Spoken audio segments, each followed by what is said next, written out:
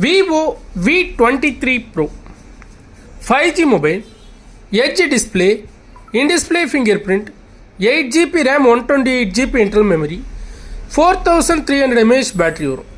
MediaTek Dimensity 1200 processor. Selfie கேமில் உங்களுக்கு flash வரும். செல்ஃபி கேம் உங்களுக்கு டுவெல் ஃப்ளாஷ் வரும் இந்த மொபைலை பொறுத்த வரைக்கும். இன்ட்ரெஸ்ட் இருக்குங்களா டைரெக்டாக எனக்கு கால் பண்ணுங்க.